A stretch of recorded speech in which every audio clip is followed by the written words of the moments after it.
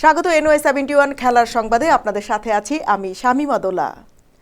বাংলাদেশকে টি-20 বিশ্বকাপ থেকে বাদ দেওয়ার ঘটনায় বড় সিদ্ধান্ত নিতে চলেছে পাকিস্তান। আইসিসির সিদ্ধান্তকে অন্যায্য ও বৈষম্যমূলক মনে করে পাকিস্তান এখন 2026 টি-20 বিশ্বকাপ থেকে সরে দাঁড়ানোর বিষয়টি গুরুত্ব দিয়ে ভাবছে।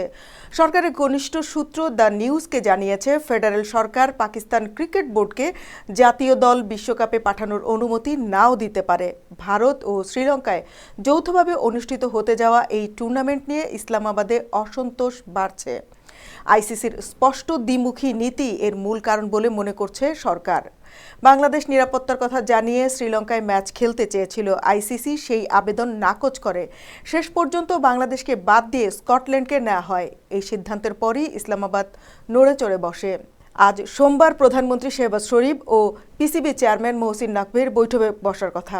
এরপরই চূড়ান্ত সিদ্ধান্ত আসতে পারে। এদিকে আইসিসি টি-20 বিশ্বকাপ কভার করতে বাংলাদেশ থেকে অ্যাক্রেডিটেশন কার্ডের জন্য যেসব সাংবাদিক আবেদন করেছিল আইসিসিতে, সবার আবেদনই বাতিল করে দেওয়া হয়েছে ক্রিকেটের সর্বোচ্চ নিয়ন্ত্রক সংস্থা আইসিসি। অর্থাৎ এবার বাংলাদেশ থেকে কোনো সাংবাদিকই যেতে পারছে না টি-20 বিশ্বকাপ কভার করার জন্য। এখন এ পর্যন্তই। চোখ রাখুন NY71-এ।